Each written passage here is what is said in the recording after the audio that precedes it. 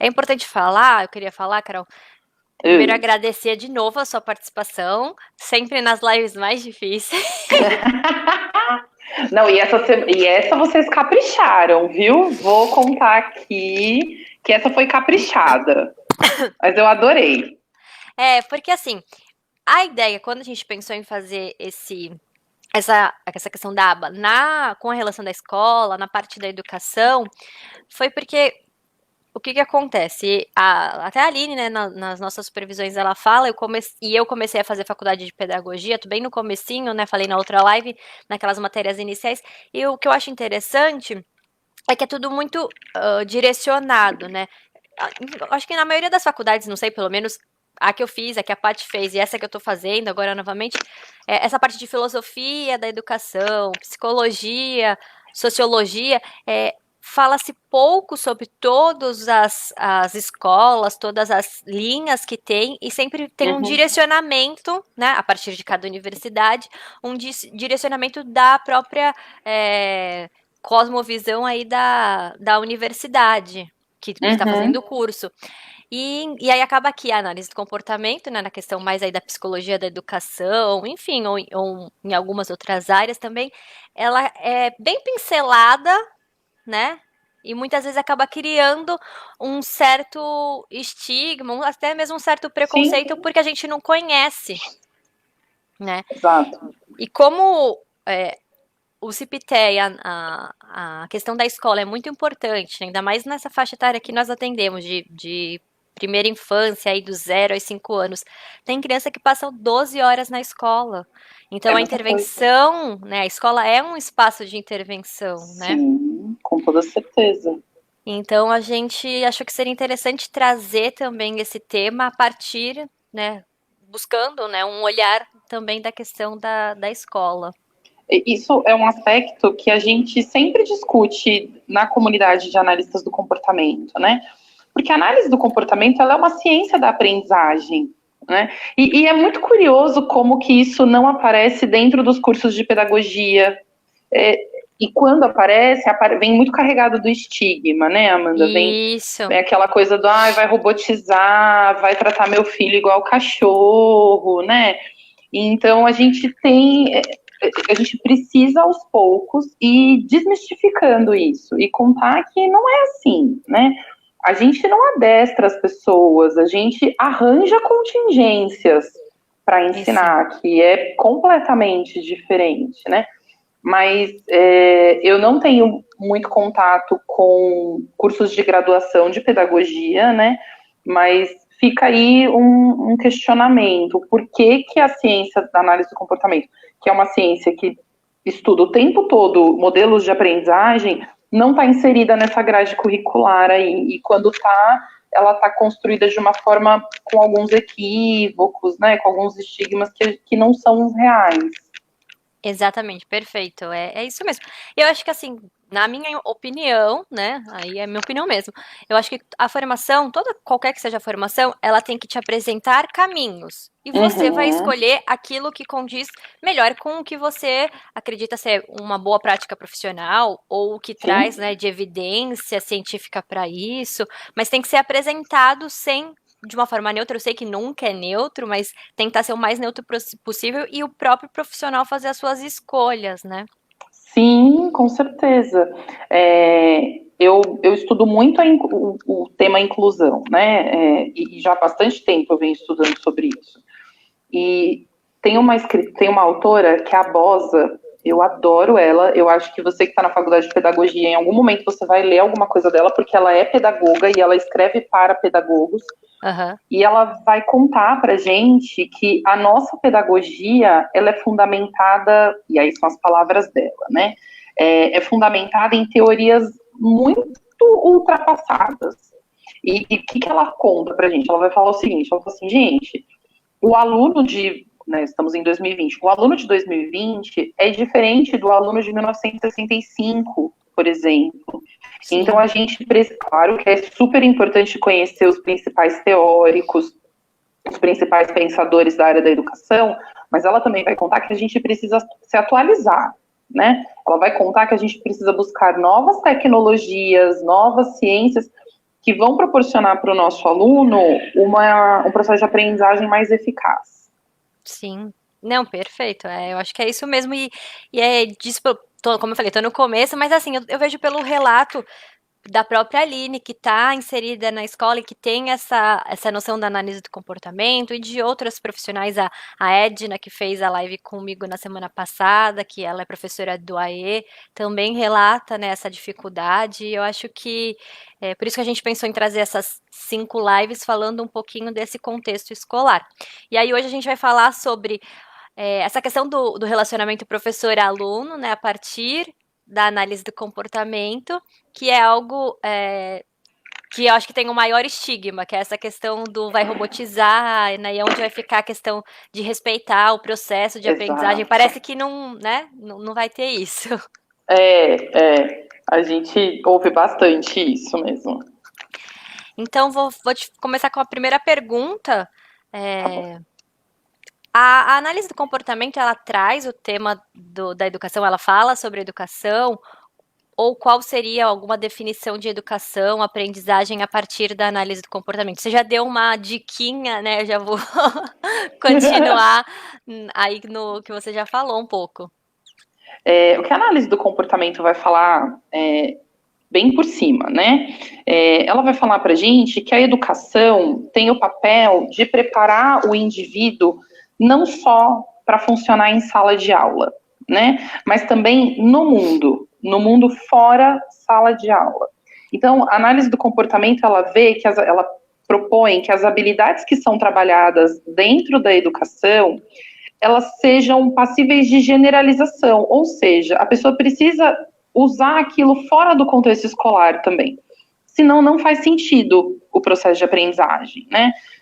De que adianta eu aprender que 2 mais 2 são 4, se na minha vida eu não vou usar isso? Então, o que ela vai falar da educação, ela vai trazer essa proposta para a gente. E o que a análise do comportamento chama de aprendizagem, né? Então, o que para nós é o processo de aprender? O processo de aprender é organizar as contingências, ou seja, eu vou organizar o contexto no qual eu estou inserido, no qual a minha criança está inserida, com o objetivo de facilitar o ganho de novos repertórios. Então, vamos pensar nas nossas crianças com TEA, né? Na pedagogia mais tradicional, as crianças vão para a escola e elas quase que aprendem sem precisar de um processo de aprendizagem muito incisivo, né? Então você coloca ela lá no meio de um monte de outras crianças, com um monte de brinquedos, e ali ela começa a imitar o coleguinha, ela começa a olhar que a professora falou que a bola é vermelha, e aí ela começa a desenvolver essa habilidade de chamar a bola de vermelha. Veja, existe um arranjo de contingências aí, a gente tem um professor facilitando esse processo para a criança. O que acontece é que dentro do TEA, isso precisa ser mais sistematizado. Olha eu aqui voltando com a sistematização que eu tanto falei na outra live, né? Mas a gente precisa sistematizar isso. A nossa criança, eu vou dar um exemplo de um paciente meu, é um caso que já aconteceu. Ele estava matriculado numa escola há bastante tempo e a mãe chegou para mim com a demanda de que ele não estava tendo ganhos na escola, né? Uhum. E aí eu fui fazer observação para entender o que estava acontecendo na escola.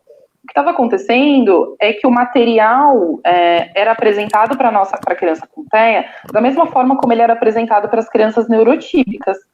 Então a professora colocava lá o brinquedo e falava, se virem aí, descubram um jeito de brincar. As crianças típicas conseguem fazer isso.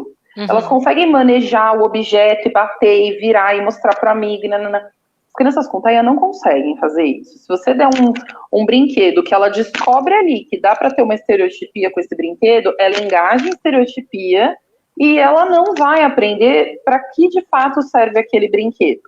Então, precisa de um profissional para sentar com essa criança e contar para ele assim, olha, o carrinho faz vrum, vrum. E mostrar para ele como ele tem que fazer e reforçar ele, porque não basta você dar um estímulo correto, você precisa garantir que essa criança volte a fazer vrum, vrum com o carrinho lá na frente, quando você apresentar o carrinho de novo. Então, é arranjar tantos antecedentes, então eu preciso dar um estímulo adequado para aquela criança, né? Cada criança vai ter o seu estímulo adequado, o seu estímulo que melhor, que mais vai facilitar ela aprender, e você também tem que garantir uma consequência, né? Uma consequência reforçadora. O que é uma consequência reforçadora? É adicionar algo no ambiente da criança com o objetivo de fortalecer essa resposta. Então, por exemplo, o José, só um nome fictício, o professor foi lá e falou: José, com o carrinho a gente faz vrum, vrum. E aí ele ajuda o José a fazer vrum, vrum com o carrinho. Quando o José consegue fazer isso, esse professor elogia o José, esse professor pode dar beijo, pode dar abraço, pode dar uns 5 minutinhos de tablet, se for reforçador para a criança. O objetivo da análise do comportamento é facilitar o processo de aprendizagem. E isso, para a gente, é aprender. Desenvolver novos repertórios a partir de um ambiente facilitador, né? E não deixar a criança lá e esperar o tempo dela. Talvez no tempo dela ela não aprenda, ela não vai conseguir desenvolver as habilidades que a gente quer. Na pedagogia, a gente vê a aprendizagem quase como que um processo interno, né? Que depende só de mim, só do meu cérebro e de tudo que tem aqui dentro dele. Na análise do comportamento, a gente tem que contar com o externo. É a partir do mundo exterior que vai me dar estímulos para que eu possa responder da melhor forma possível. Então, o professor ele tem um papel muito importante, né, nesse processo de aprendizagem e também, consequentemente, essa relação entre professor e aluno, ela é muito importante para que a criança tenha novos aprendizados. Muito, Amanda. O professor ele tem muitos papéis em sala de aula, né? E com crianças com autismo não é diferente. Então, quando a gente pensa qual é o papel do professor e como que essa relação aluno-professor vai se desenvolver, porque relações são construídas, né? A gente constrói uma relação através de reforço positivo, né? Então, o que vai acontecer? O professor recebe essa criança. Para essa relação começar a ser construída, esse professor precisa conhecer essa criança. Descobrir o que ela gosta, o que ela não gosta, o que ela já sabe fazer, o que ela não sabe fazer.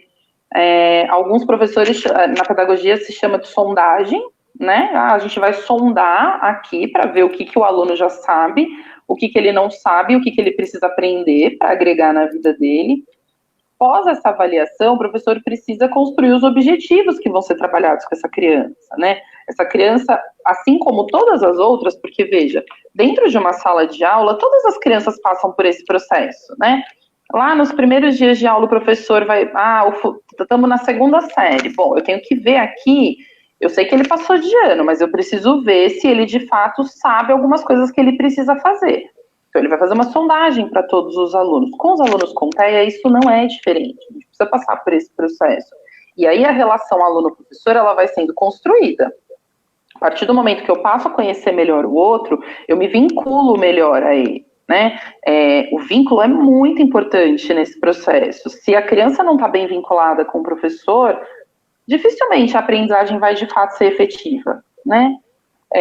Bom, fez a avaliação ou a sondagem, tanto faz o nome que a gente vai dar para isso, o professor precisa traçar alguns objetivos. Então, o que eu quero ensinar para minha criança? A gente está em janeiro, o que eu quero que em julho a minha criança tenha aprendido? Eu li uma frase que eu gostei muito, que fala assim, se eu não sei para onde eu vou, não adianta nada eu caminhar, né? Para traçar objetivos é exatamente isso. Não adianta a gente jogar um monte de atividade para a criança se a gente não sabe onde a gente quer chegar. E aí você não cria uma relação entre esses dois, que é muito importante. O professor, ele tem um papel, e isso assim, para o ensino de qualquer criança, né? Crianças típicas e crianças atípicas. Quanto mais legal, não é a melhor palavra, mas quanto mais o professor torna a sala de aula um ambiente agradável, quanto mais carinhoso com as crianças ele for, melhor elas vão aprender. E com as crianças com TEA, essa relação não se constrói de forma diferente.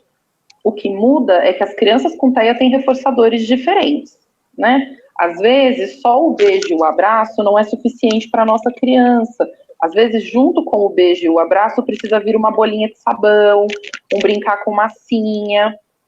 E aí essa relação vai sendo construída. Quando essa relação está bem estabilizada, quando eu sempre brinco que a gente sabe que uma relação está bem vinculada, quando a criança vê o professor ou o terapeuta e já pega na mão do terapeuta ou do professor para ir para a sala, né? Sem chorar, sem gritar, sem muitas questões. Aí você fala, meu, agora esse cara consegue o que ele quiser com essa criança. O que ele quiser ensinar, ele vai conseguir ensinar, porque se a criança olha para ele e sorri, é isso que a gente quer, né? A gente quer crianças felizes no ambiente escolar. Nem sempre vai começar muito feliz. No começo pode chorar, pode reclamar, isso é normal, né? Mas é isso, a partir do momento que a criança percebe que o professor é uma fonte de reforçador, essa relação está construída e dali para frente é só ajustar as contingências para que elas ocorram da melhor forma possível para contribuir com o aprendizado deles. Isso é verdade. E eu acho que duas coisas que você falou que eu queria pontuar. A primeira é a questão da nomenclatura, né? Muitas vezes, por ter nomenclaturas diferentes, isso acaba gerando um certo preconceito, né? Por exemplo, o que é reforçador, às vezes... Mas, assim, todo mundo fala que a sala de aula tem que ser motivadora, que ela tem que ser atrativa. São palavras diferentes que querem dizer a mesma coisa, né? Então, é isso mesmo. E a outra questão também que você disse é a questão da importância da clareza de qual é o objetivo. Né? Porque, por exemplo, muitas vezes ele fica muito amplo. Eu não sei, pode ser que isso seja uma dificuldade minha, mas, enfim, muitas vezes os objetivos são amplos demais e isso acaba dificultando o processo de ensino, né?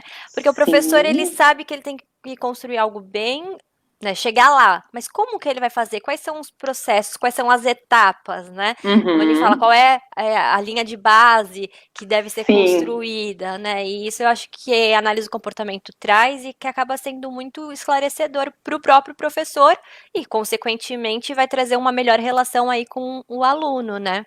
Sim, você sabe que eu li um artigo muito legal, posso até disponibilizar depois, eu posso mandar para vocês. Eu não vou me lembrar o autor, mas ele fala que isso é uma vantagem da análise do comportamento, e de fato eu acho que é. Não adianta a gente falar, porque quando você fala de objetivo amplo, o que vem na minha cabeça, Amanda? Até o final do ano eu quero que ele tenha desenvolvido coordenação motora. Tá, mas o que dentro da coordenação motora você quer que a sua criança aprenda? Porque, veja, coordenação motora é um conceito desse tamanho, né? Dentro dessas duas palavras cabem um monte de coisa. Então, o que você quer ensinar? É pegar esse objetivo grandão e transformar em pequenos objetivos, né? Então, bom, eu quero que... Então tá, vamos pensar em coordenação motora. Eu quero pensar em coordenação motora ampla. Legal. Então, o que a gente precisa pensar que envolve coordenação motora ampla? Pular, bater palma, levantar os braços, esticar os braços, ajoelhar, e aí a gente consegue, aí você fala, então, para eu falar que minha criança aprendeu coordenação motora, eu preciso passar por esses objetivos, eu preciso ter claro quais são os passos que eu quero alcançar, para lá no final do ano a gente falar isso. Pensando em objetivos acadêmicos, por exemplo, né, às vezes eu recebo uns objetivos acadêmicos assim, ler com compreensão e abstração. Gente, o que diabos é essa tal da abstração, né? Porque até eu falo, mas o que é essa abstração? Então a gente precisa ir de o que é ler com compreensão? É ler e saber responder uma pergunta sobre aquilo que a criança leu. Como é que a gente vai chegar nisso, né? Porque não dá para você chegar lá com um parágrafo de 3 linhas, ler para a criança e falar, responde aí. Talvez a gente precise começar com uma frase. E aí ela precisa responder sobre aquela frase. Então a gente começa, e aí dentro da análise do comportamento a gente faz isso, né? Objetivos de curto, médio e longo prazo. E normalmente uma coisa está encadeada na outra. Eu quero que a minha criança aprenda a pular, para quando chegar na festa do final do ano, que na dancinha lá o professor vai falar, agora todo mundo dá um pulo. A minha criança consiga pular. Então, uma coisa é pré-requisito para outra, e isso vai sendo construído a partir de passinhos pequenininhos. Então, isso eu sinto muita falta quando eu vou nas escolas, né? O objetivo final está lá, mas como é que a gente faz esse meio do caminho? E eu penso que o meio do caminho é fazer isso. Então, tá bom, então vamos lá, né? Você quer que a sua criança consiga fazer xixi sozinha. Como é que a gente vai fazer para ensinar isso para ela dentro do contexto escolar? Tem que quebrar em pequenas partes. E eu acho muito importante, eu sei que o professor já tem 1 milhão de papéis para preencher, e aí chega a gente, analista do comportamento, com mais alguns papéis para ele preencher, né? Mas isso é tão importante, porque isso deixa claro para a gente o que está acontecendo, né? Então, aqui na minha coordenação motora, pular, bater palma, levantar os braços, colocar a mão na cabeça e colocar a mão na barriga. Se o professor esquecer, ele olha lá no papel, ele fala, ele prendeu, mas deixa eu olhar aqui, tá lá, tá claro para ele. E além de estar claro para o professor, vai estar claro para a família, né? Porque a família é uma consumidora do trabalho do professor. Então, quando a família chegar lá na reunião e o professor tiver isso tudo bem sistematizado, a família vai saber o que de fato essa criança aprendeu na escola, porque eu recebo muito isso como demanda. Às vezes eu não sei o que meu filho aprendeu. Quando fala assim, boa coordenação motora, né? Por exemplo, eu tô falando agora como mãe. Mas o que é isso? Tudo bem que na escola da minha filha, eles ainda mostram, tem fotos, né? Então você consegue ter uma noção. Sei.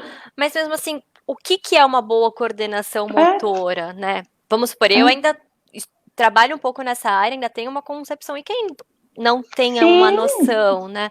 Então eu acho que, pelo menos para mim, faz todo sentido essa questão de esmiuçar bem os objetivos, de deixar bem claro, e a questão do registro, porque você ali consegue ver realmente qual foi o aprendizado dessa criança, né? Ele fica claro para Exato. todo mundo. E essa questão do registro, quando você tem 30 alunos em sala de aula, não dá para lembrar de cabeça. Por mais que a gente queira, né? Não dá, você vai se perder, você vai falar, nossa, mas era bater palma ou era bater na mesa? Agora eu não me lembro. E aí você tem um retrabalho, você vai ter que submeter a criança a esse estímulo de novo, e às vezes ela já aprendeu, na verdade, só que você não anotou e esqueceu. Então é bastante importante ter esses dados, porque facilita muito a vida, né? Quando você tem uma criança, você vai lembrar. Agora, quando você tem 35, aí vai dar chabu, com certeza. E eu acho que, assim, fora o exemplo que você deu, né, da questão mais pedagógica, mas eu acho que ainda na educação infantil, né, na creche, que as habilidades, elas são mais básicas ainda, o importante de ter bem claro e bem descrito o que vai ser é mais importante, porque, por exemplo, imitação, é óbvio que na escola isso é trabalhado, não tenho dúvida disso, né? Mas ainda para criança com TEA, isso às vezes precisa ser reforçado, eu quero dizer não de reforçado, mas reforçado de ser feito com mais clareza, né? Mais então, intensificado, né? Isso. Então é importante mesmo ter bem descrito isso. E Carol, você disse, já deu também a dica, vou voltar lá na sua própria fala, que muitas vezes o reforço para a criança é o abraço, o beijo, o carinho do professor, né? Então, a gente sabe que na relação professor-aluno tem muito afeto, né? É construída com base no afeto. E então, na análise do comportamento, também há afeto nessa relação? Você sabe que quando você me mandou essa pergunta, eu falei assim, como que não tem afeto? Aí depois eu parei e falei, calma, né? E aí eu me coloquei do outro lado. Por que as pessoas acham que não tem afeto na análise do comportamento, né? Porque a gente escuta muito isso. Eu recebo muitas famílias que às vezes falam assim, olha, mas se for para ser aquela coisa robotizada, eu não quero, eu já vou logo te avisando, né? E aí eu comecei a me perguntar por que as pessoas associam análise do comportamento com robotização, com mecanicismo, com ensino frio, onde a gente não pode, né, ter muito toque e tudo mais. Aí eu fui ler, fui estudar. Skinner vai dizer, num texto dele, que o reforço positivo nada mais é do que o amor. E o amor nada mais é do que reforço positivo. Então uma coisa está para a outra, né? E aí, eu não sei se eu já citei meu afilhado, mas eu sempre cito meu afilhado em live e tudo mais. E esse fim de semana meu afilhado veio aqui e vocês vão entender por que eu tô falando isso. E aí ele olhava para mim, eu sorria de volta para ele. Então ele olhava para mim e sorria para mim, e aquele sorriso me cativava tanto que eu sorria de volta e brincava e falava: o que eu tô fazendo? Eu tô reforçando ele positivamente, com muito afeto, com muito amor, com muito carinho, de forma muito genuína, né? Na análise do comportamento aplicada, é a mesma base. A gente parte do princípio que o reforço positivo é afeto. Então, quando a minha criança faz uma coisa que eu gosto muito e eu falo: parabéns, você foi muito bem, arrasou. Eu não tô falando aquilo da boca para fora, eu tô de fato falando aquilo porque é muito legal mesmo que ele tenha conseguido imitar, né? Então, e aí eu fiquei pensando e discutindo com um amigo hoje, e ele me falou uma coisa, é verdade, ele falou: analistas do comportamento que não envolvem afetividade no seu processo de intervenção não podem se dizer analistas do comportamento. Porque o que Skinner vai trazer para a gente é que o amor é que tem que controlar o mundo, e não a punição, e não, eu estou fazendo isso aqui para evitar de ganhar uma bronca, né? Ou senão, assim, nossa, é melhor eu fazer, porque senão eu vou apanhar. Não é assim que a gente quer que as pessoas aprendam. A gente quer que as pessoas aprendam assim: cara, eu vou fazer isso daqui porque isso aqui é muito legal de fazer. Porque lá na minha história de quando eu era criança, toda vez que eu fazia algo certo, a minha mãe me elogiava. Então eu aprendi que fazer da melhor forma possível é muito legal. Então é isso que a gente busca, né? Tanto que as pessoas usam um termo que é um termo que não se pode usar, que vai falar que a gente quer esse analista do comportamento de fato, e é animadão, e brinca, né? As pessoas vão falar: isso é tipo uma light. Não sei se vocês já ouviram esse termo, né? E a gente quer morrer, porque na verdade isso é aba de verdade, isso não é aba light, né? A gente está contando ali para a criança que aprender é muito legal, e deveria ser assim. O processo de aprendizagem, ele tem que ser gostoso, né? A gente não tem que passar por um processo de aprendizagem para se livrar daquilo. A gente tem que criar novas relações, e isso eu digo em qualquer ensino, viu? Desde lá do infantil até graduação, pós-graduação. Eu tenho visto muitos amigos desistindo do mestrado porque os orientadores são super punitivos. Isso não faz sentido, né? Como é que você ensina uma coisa que você gosta punindo o outro? Você tem que ensinar amando, você fala: cara, isso aqui é bom, legal. É difícil, mas vamos sentar para ler isso daqui, eu vou te ajudar e vai dar certo. É isso que a gente faz com as nossas crianças quando eles falam pra gente: não consigo, não sei fazer. Você fala assim: não, senta aqui, que eu vou te ajudar e vou te ensinar um jeito muito legal de fazer isso, né? E aí, por que eu acho também que existe esse pensamento de análise do comportamento não é afetiva? Análise do comportamento é uma ciência, e ela é uma ciência muito sistematizada, né? Existem regras, existem padrões de conduta que a gente precisa seguir, a gente tem protocolos que precisam ser seguidos à regra. Então, eu acho que ficou vinculado nesse sentido, porque, de fato, a gente é muito sistemático, né? Então, olha, a criança só vai ganhar o brinquedo a hora que ela apontar para o brinquedo. Mas isso não quer dizer que a hora que ela ganhar o brinquedo, eu não vou fazer a maior festa do mundo e encher ela de beijo. Eu vou fazer isso. Eu, conversando com esse mesmo amigo para construir esse pensamento, porque eu gosto muito da troca para construir, né? Acho que ela agrega muito. A gente criou um exemplo muito legal. Ele falou assim, vamos pensar no sistema médico, né? O médico segue uma série de protocolos quando o seu filho chega lá com febre de 40 graus, né? E todos esses protocolos são pensados com base na afetividade, né? Com base em reduzir a febre dessa criança, tirar a dor dessa criança.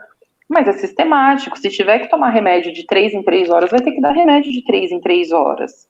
Porque é uma ciência. E a ciência contou que é aquilo que funciona para reduzir a febre do menino e tirar a dor de barriga dele.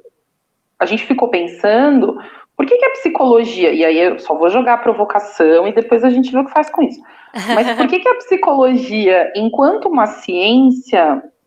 por que essa sistematização causa tanto incômodo, né? Sendo que em outras áreas tudo é sistematizado, na fisioterapia, na enfermagem, tudo que é saúde, a gente tem um sistema de organização para manter, porque é por isso que faz dar certo, inclusive, né? Então a gente é muito afetuoso, sim. Eu acho que essa questão da dificuldade da sistematização, acho que muitas vezes é aqui. Porque assim, uma vez fiz um curso bem leve sobre a questão da educação nos Estados Unidos, né? E lá eles têm, dentro da pedagogia, tem muita sistematização de dados, né? Tudo é muito mensurado. Eu acho que por isso que muitas vezes lá, não tô falando que não tem até porque eu não conheço a realidade, mas me parece que tem uma relação um pouco melhor entre a análise do comportamento e a Sim. educação, né? E aí outra coisa que eu queria falar sobre a questão do afeto é que assim, que muitas vezes para a criança com TEA, tudo o que normalmente a gente caracteriza por afeto, que é abraço, beijo, elogio, né, que é aquele reforço social, muitas vezes para a criança com TEA, ele não é um primeiro reforçador. Sim. Então, para ter afeto numa relação com a criança com TEA, não necessariamente você tem que abraçar, elogiar e dar beijo, vamos supor que é a cara do afeto, né? Então, acho que também muitas vezes por isso que acaba gerando essa ideia de que não é afetuoso.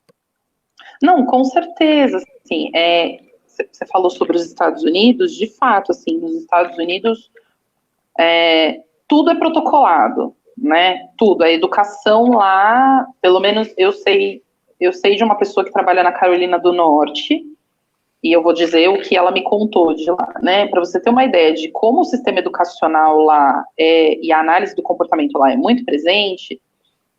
A análise do comportamento, ela é um produto lá nos Estados Unidos, né? E muitas vezes, quando a escola fecha o processo de intervenção da criança com TEA, quem assina esse documento é o advogado da família, porque a escola está se comprometendo a entregar aqueles resultados, né?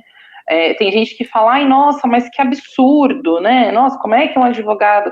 Claro que a família está ciente, mas existe um contrato que tem um advogado por trás, porque é isso, a gente não pode, voltando um pouquinho lá atrás, Amanda, a gente não pode criar objetivos para as nossas crianças que elas não vão dar conta naquele momento. Uhum. A gente precisa criar objetivos pautados na nossa avaliação e entendendo que dentro de um ano espera-se que ela alcance aquilo. Então a gente aqui no Brasil precisa começar a trabalhar desse jeito também, né? Eu não posso falar que a minha criança vai sair correndo atrás de uma bola se ela nem anda ainda. Então eu vou colocar ali no papel habilidades que eu sei que ela dá conta de fazer nesse momento, né? Mas isso lá nos Estados Unidos é muito certinho. Aqui no Brasil eu não conheço nenhuma escola que trabalhe nesse sentido, de tanta sistematização e tudo mais, mas é isso, a gente tem uma questão cultural diferente, né? A nossa educação tem um viés filosófico bastante diferente da educação deles, principalmente porque lá a análise do comportamento ela já é mais fortalecida do que aqui no Brasil. Não, e aí também vem dessa questão da própria cultura, né? Vem também a questão do próprio afeto, que foi o que eu estava falando, né? A gente tem uma noção diferente de tudo, tanto da análise de comportamento quanto do que é afeto, né? Sim, e o que acontece, né? As nossas crianças, elas têm um déficit social importante. Então, às vezes, o abraço, o beijo, no começo eles nem querem, na verdade, né? Você chega para dar um beijo e um abraço, eles dão uma afastadinha, ou dá um abracinho, né? Que, ai, tô abraçando aqui, mas... E a gente precisa contar para eles que pode ser legal abraçar, mas que a gente vai respeitar o momento deles também, né? Que se ele não quer receber um abraço, a gente não vai enfiar um abraço no menino. Mas a gente pode brincar de alguma coisa que ele goste. Ele gosta, exatamente. E isso vai criando uma relação de muito afeto. Com certeza. E, Carol, o que a análise do comportamento traz de estratégia, enfim, para melhorar essa relação do professor e aluno? O que a gente tem muito na literatura, assim, o que o professor precisa fazer para isso, né? Formação. Então, se ele quer trabalhar com crianças com autismo, Quer não, porque na verdade o que acontece? As crianças com autismo estão sendo matriculadas nas escolas regulares, né? E então ele precisa buscar recursos para isso. Isso é uma das coisas principais que a literatura vai dizer. O professor precisa ser um bom profissional em quesito de formação. Ele precisa estar bem formado. E quando as pesquisas vão falar de formação, o que elas vão dizer para a gente? Que precisa se buscar filosofias, teorias que sejam pautadas na ciência. Hoje, o que a gente tem pautado na ciência para autismo é a análise do comportamento. Então, esse é o ponto principal, o processo de formação do professor. O processo de formação do professor, ele é contínuo, ele não acaba, né? Então, sair da graduação achando que está pronto, vai ser ruim, vai ser difícil para ele, né? Claro que ele não tem que saber tudo, porque não dá tempo nessa vida da gente aprender tudo. Mas é importante que ele busque recursos, né? Então, essa coisa da troca, eu sempre falo isso para os professores, né? Troquem, busquem informações. Se você tem uma criança com TEA dentro da sua sala de aula, chama essa família para conversar. Essa família tem que ser ouvida, né? Porque aí a mãe sabe que o menininho gosta muito de carro, mas ninguém contou para esse professor. E o professor pode usar os carros para facilitar a aprendizagem dessa criança, né? Mas se você não chama essa família para conversar, você nunca vai saber. E aí você vai ficar dando cabeçada na hora de ensinar esse menino, né? O que eu tenho visto que ajuda muito o professor em sala de aula? Quando a criança tem uma equipe terapêutica, juntar o trabalho da equipe terapêutica junto com o trabalho do professor. É a receita para fazer funcionar, né? Então, olha, o José, ele tem lá uma equipe, ele tem uma terapeuta que vai em casa, ele tem uma supervisora que acompanha. Vamos fazer uma reunião para ajustar? Então, o que quer ser trabalhado na escola e o que está sendo trabalhado em casa? Olha, acho que em casa, por exemplo, hoje eu fiz uma reunião com uma escola que está começando a ensinar o nome para as crianças, só as letrinhas do nome. E aí, por uma coincidência, nós também estamos ensinando a nossa criança a escrever o nome com letras móveis. Então, olha como é importante essa conversa em equipe, porque aí os objetivos vão se cruzando, todo mundo faz igual e a criança aprende mais rápido. Eu acho que também o que facilita muito é uma postura do professor, uma postura aberta ao conhecimento, né?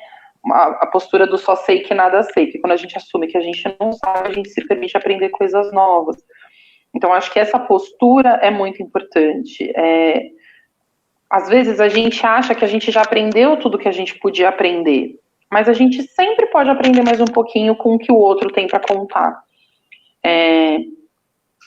Não tem, Amanda, tudo que eu tenho lido sobre inclusão e análise do comportamento vai dizer que o professor precisa aprender a observar o seu aluno, aprender a mensurar os dados, então, o que eu ensinei para essa criança e como eu ensinei, né? Manejo de contingências adequadas. Então, se eu não sei o que reforça a minha criança, como que eu vou ensinar ela alguma coisa? Entende? E é isso que a gente já falou. Nas crianças típicas, um joinha, parabéns, funciona. Para as nossas crianças, não, precisa de um pouco mais. E parceria entre família, escola e, se tiver uma equipe terapêutica, juntar tudo isso. É a receita para fazer dar certo, né? Eu falo que é o tripé. É o tripé. É o tripé. Não tenha dúvidas disso. Quando você... E vamos supor, não tem uma equipe terapêutica, né? Cara, vamos buscar recurso, sabe? Eu empatizo muito com o professor, eu sou filha de professora, e quando o professor fala para mim assim, Carol, eu trabalho em 3 escolas, eu boto fé, porque a vida dele é dura, entendeu? A minha mãe, ela levantava 3h45 da manhã para estar dentro da sala de aula às 7, eu sei que a vida do professor é dura, mas a gente precisa se movimentar, não tem jeito, não tem jeito de eu receber a minha criança em sala de aula se eu nem sei o que é autismo. Eu preciso me informar, eu preciso ler o que é, o que vai ajudar essa criança, o que eu posso fazer por ela, né? Então, são essas variáveis combinadas. Quando a gente combina tudo isso, vai funcionar. Agora, se não conseguir combinar, se a escola não for favorável e aberta, Se a família não ajudar, porque tem família que fala, eu não, o problema é do professor, ele que se vire. Não é assim, né? A gente precisa da colaboração ali. Olha, mãe, aqui é uma escola pública, a gente tem pouco recurso. Você pode mandar uns brinquedinhos que eu vou deixar separado para ele, para usar com ele? Não, tudo bem, ele tem em casa, eu mando, a gente vai vendo como que pode ajudar. Eu tenho uma mãe que ela junta, agora não, né? A gente está isolado, mas ela junta tudo que é reciclado para mandar para a escola para a professora fazer atividade para o filho. Que aí ela fala assim, professora, para você não precisa gastar dinheiro, vamos usar reciclável, eu vi na internet, não sei o quê. E funciona, super dá certo, né? Então, quando a gente tem a combinação de tudo isso, o sucesso está quase garantido. Eu costumo falar que a pessoa, assim, os grandes responsáveis pelo desenvolvimento da criança para se tornar um ser humano, né? Enfim, do jeito que a gente quer, uma pessoa boa, né? Empática, Sim. com cidadania, é da família e dos seus apoiadores. E a escola e os terapeutas são esses apoiadores. Então, por isso que tem que todo mundo trabalhar junto, né? Exato. Não tem como cada um correr para um lado. E o que eu acho também interessante, que nem você falou da análise do comportamento para autismo, é que muitas das estratégias não são só, né? Eles são para o contexto geral da sala de aula. Então, não é um conhecimento, por exemplo, né? Tem deficiências que têm instrumentos e estratégias específicas, né? Sim. Então, você estudar análise do comportamento, ele não vai te trazer esse conteúdo só para o autismo, mas sim uma visão ampla que você vai poder usar para todas as crianças, né? Então, eu acho que é bem interessante. Não, super, assim, Skinner, quando Skinner construiu a obra dele, ele construiu, inclusive, pensando em pessoas neurotípicas. Skinner fala pouco sobre pessoas com deficiência, né? Até porque Skinner escreveu no começo do século passado, pouco se falava em pessoas com deficiência. Mas o que ele vai dizer é isso: se a gente organizar, funciona para todo mundo. Tem algumas tem professores que são muito legais, assim, que são mais sensíveis, né, às crianças. Então, eu ensinei para a professora a fazer uma análise funcional. Então, eu contei para ela, eu falei, olha, você percebeu que toda vez que ele joga o lápis no chão, você vai lá e dá atenção para ele? Ela falou, não tinha percebido. Eu falei, olha só. Porque aí o menino jogava lápis no chão, ela falava assim, fulano, pode pegar o lápis, eu vi que você derrubou. Então ela dava uma super atenção para ele, né? E eu falei, deixa, jogou o lápis, ele vai ter que pegar o lápis uma hora, né? E aí começou, de fato, a gente tinha AT na escola, ajudou a manejar. Só que aí ela começou a prestar atenção no comportamento das outras crianças da sala de aula. E eu achei isso tão legal, porque ela falou assim, Carol, eles fazem um monte de coisa para chamar minha atenção o tempo inteiro. Eu falei, pois é, olha aí. Falei, eu acho, Pro, que você tá precisando tirar um tempo para brincar com os seus alunos, para dar um pouquinho mais de atenção para eles. Então você vê, a análise do comportamento ela serve para qualquer coisa, né? Não é só para crianças com autismo, ela tá dentro do esporte, ela tá dentro da depressão. Ela falou que é um fenômeno humano, a análise do comportamento tá dentro. Então, Ai, que legal. Super dá pra gente ir manejando. E, Carol, quando a gente fala da questão da importância, né, do tripé família, escola e saúde, né, profissionais de saúde, equipe de saúde, a gente vai entrar, consequentemente, na nossa última pergunta, que é a questão da construção do PEI, né? Sim, Né? sim. Mas antes, a gente conversou na live, na outra live, falamos um pouquinho, né? Lembrando que o PEI é o plano de ensino individualizado, ele pode ser articulado com o plano de ensino individualizado da criança na terapia, vamos supor, né? Sim, perfeitamente. Quais são as etapas do PEI, né? Como é que a gente constrói um plano de ensino? Meio que eu já falei aqui, faz avaliação da criança.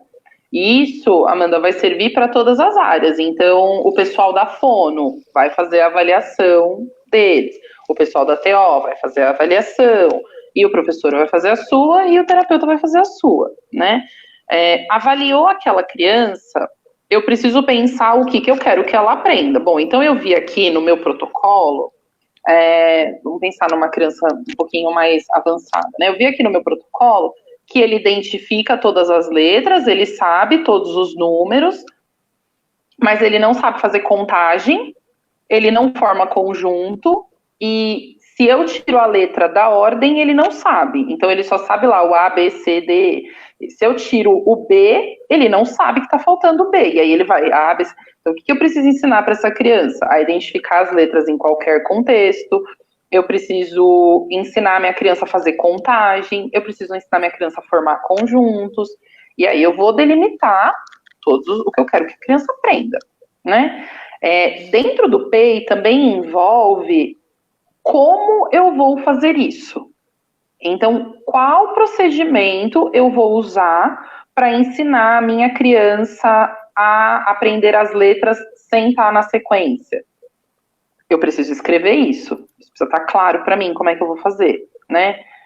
Eu vou ensinar a minha criança a contagem. Qual é o procedimento que eu vou usar para fazer isso? Isso tudo está dentro do PEI. E dentro do PEI, a gente também precisa, uma coisa que eu acho bem importante, o PEI não é um documento rígido, né? Colocou lá, tá colocado e tem que ir até o final. Não, a gente revê, a gente senta, discute, olha, isso aqui não tá funcionando, e se isso daqui não tá funcionando é porque tá faltando alguma habilidade antes que a gente não percebeu, né? Então o PEI, ele pode ser mudado ao longo do processo de intervenção, e ele muitas vezes. Né? Isso não é nenhum problema. Olha aí como a gente é flexível, tá vendo? A gente não é rígido. Porque isso é fazer o acompanhamento. Muitas vezes na literatura a gente encontra como follow-up, né? Que é acompanhar se a criança está aprendendo ou se não está. Bom, uma vez que zerou os objetivos, inserem-se novos objetivos e começa de novo a construção de um PEI. Quais são as vantagens do PEI? Na minha perspectiva, que a literatura vai contar para a gente. Você está única e exclusivamente sob controle daquela criança. O meu padrão de comparação é a própria criança. Quando eu formulo um plano de ensino individualizado, eu não estou pensando na criança em comparação com os alunos da sala. Eu estou pensando na criança com ela mesma, o que ela não sabe e o que ela precisa aprender. Então, eu acho que esse é o maior benefício do PEI, né? É exclusivo, é pensando nas necessidades dessa criança. Eu tenho um paciente que ele tem uma condição de vida muito favorável, financeiramente falando. E a gente resolveu que ensinar ele a lavar louça. Depois a gente se perguntou se em algum dia na vida dele ele vai ter que lavar a louça. Entende? Porque é isso. Você precisa ver se aquela habilidade vai ser utilizada. Ou se você pode pegar o tempo que você está ensinando ele a lavar a louça e trocar por uma habilidade que ele vai usar mais, como tomar banho sozinho, por exemplo, né? Então, isso tudo precisa ser dosado quando a gente vai fazer um PEI, que é o que a gente chama dos CUSPs comportamentais, né? Não tem uma tradução para a palavra CUSPs, mas a gente vai dizer que é como se fosse um objetivo pré-requisito para o outro, né? Para eu aprender eu preciso ter, para aprender B, eu tenho que ter aprendido A. Então, a gente precisa se atentar nessas coisas, e é por isso que eu gosto tanto do PEI. Eu acho que todas as crianças, inclusive as típicas, tinham que ter PEI. Eu ia falar exatamente isso, você leu meu pensamento. Eu acho muito, assim, porque... Faz sentido. Faz muito sentido. Às vezes o José é típico e o João também. Só que eles aprendem coisas diferentes, então eles precisam de adaptações para eles, né? Então, vamos fazer um PEI aqui para cada um. É que aí você tem que ter um professor para cada aluno, na verdade, né? Senão... Mas assim, eu fico pensando, que nem você falou assim, o PEI é flexível, nós somos flexíveis. E, assim, ao mesmo tempo, muitas vezes eu sinto que nas escolas, não só nas escolas, também em algumas terapias, é tudo muito amplo, né? Aquela coisa que a gente fala assim, o aprendizado, ele aprendeu, que nem eu dei o exemplo, ela aprendeu a coordenação motora, mas o que realmente aprendeu? Então, a sistematização, ela ajuda nisso, mas ela não é um gesto, né? Ela é flexível. Não. É super flexível. O PEI, normalmente, ele vem lá desenhadinho, né? Então, a criança precisa nomear 3 objetos da cor vermelha em 2 ambientes diferentes com 2 pessoas diferentes, né? O que isso está contando para mim? Que eu preciso ensinar a minha criança a responder em vários ambientes, né? E com pessoas diferentes, com a professora e com a mamãe. e que quando ele aponta o objeto vermelho na frente da mamãe, quando ele aponta o objeto vermelho dentro da escola, você fala, opa, aprendeu o que é vermelho, posso riscar aqui e passar para a cor azul, por exemplo, né? Ou o contrário também, cara, não tá indo, ele não tá aprendendo o que é vermelho do jeito que a gente está ensinando. Olha, a gente já está aqui há 3 meses fazendo isso e isso não produz resultado, não produz mudança no comportamento da minha criança. Bom, será que essa criança rastreia? Será que ela consegue acompanhar o objeto? Será que Então a gente precisa começar a pensar nessas estratégias. E se for o caso, a gente volta. Bom, então primeiro vamos ensinar ela a rastrear, porque a gente comeu bola, ou não é que comeu bola, mas às vezes não percebeu, ou na avaliação não apontou. E aí você fala, não, então vamos reestruturar e a gente muda. E tá tudo bem, porque qual que é o nosso objetivo, né? Que a aprendizagem seja efetiva. Não adianta a gente ficar martelando ali um negócio que não tá indo.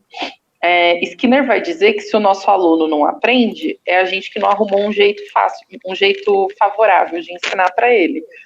Então, senta lá com a equipe e bora quebrar a cabeça para ver o que vai fazer.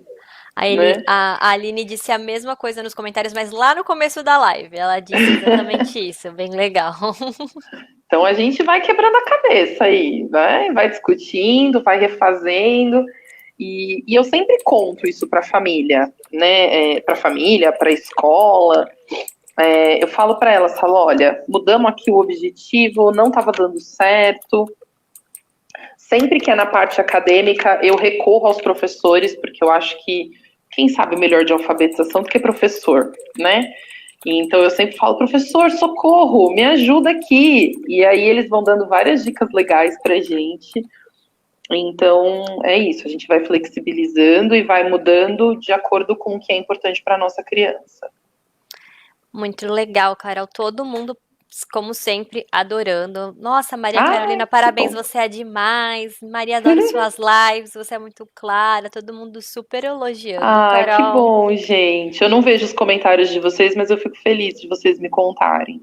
Então, tá sendo muito legal. Queria te agradecer.